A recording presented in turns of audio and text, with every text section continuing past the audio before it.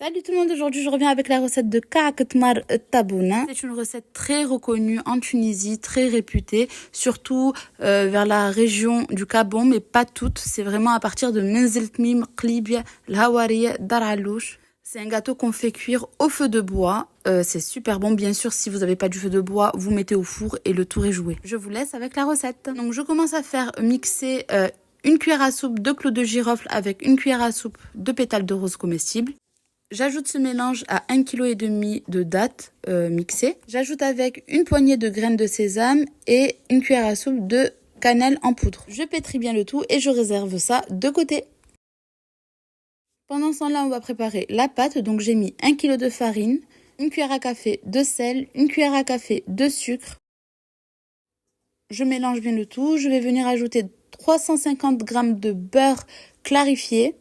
Je mélange bien le tout de façon à ce que la farine soit bien imprégnée de beurre. Il faut que toute la farine soit bien imprégnée de beurre. Donc vous mélangez petit à petit en frottant la farine entre vos deux mains. Pour la farine, j'ai pris une T45, mais sachez qu'en Tunisie, on a une farine vraiment spéciale pour Kaak Louarqa. Ça s'appelle farine Kaak Louarqa, mais ici en France je n'en ai pas et dans la ville dans laquelle je suis je n'en ai pas, donc j'ai fait avec la T45. J'ai rajouté un petit peu de colorant blanc parce que c'est cette particularité de cette farine, c'est qu'elle soit blanche et assez très légère même.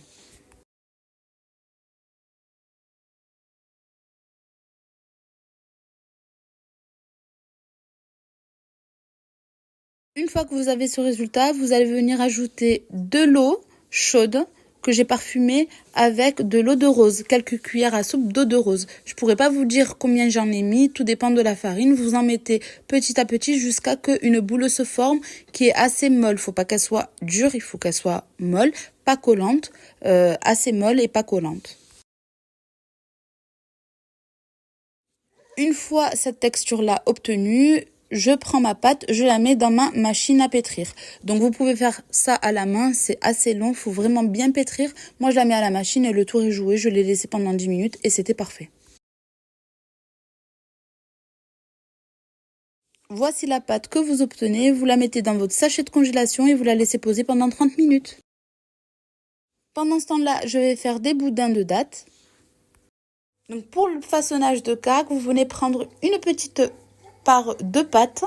Vous allez venir former un petit boudin, vous l'aplatissez, vous mettez à l'intérieur votre boudin de dattes. Vous refermez ensuite bien votre boudin de façon à ce que ça ne s'ouvre pas pendant la cuisson. Ensuite, vous allez venir encore façonner le boudin de façon à affiner surtout les bordures. Comme sur la vidéo, vous mouillez un côté avec un peu de fleur d'oranger pour essayer de coller les deux côtés. Pour encore plus coller vos deux bordures, vous allez vous aider d'une aiguille.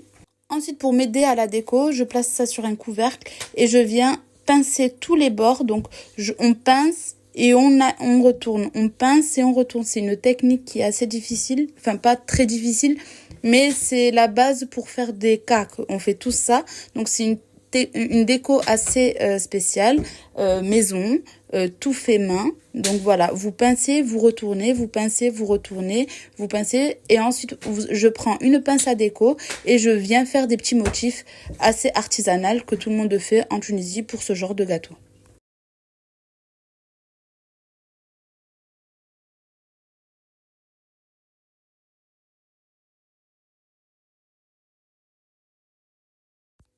À l'aide ensuite de mon aiguille et de colorant, je viens faire des petits points en déco et je laisse ça de côté jusqu'à enfourner.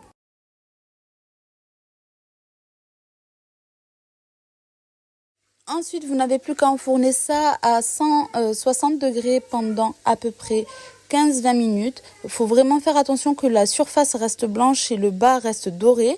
Pour ma part, j'avais le four Tabouna, donc du coup, j'ai procédé à la cuisson au four au feu de bois traditionnel qui est très réputé chez nous, mais bien sûr comme je vous ai dit, vous avez un four, vous le faites au four, il n'y a pas de secret. Donc voilà, je voulais un peu vous montrer ce que ressemble le four traditionnel. On vient coller tout simplement nos gâteaux sur les bords de Tabouna. Donc j'espère que la recette vous aura plu, n'hésitez pas à liker, à vous abonner, à partager. Je vous dis à bientôt pour une prochaine recette. Bye.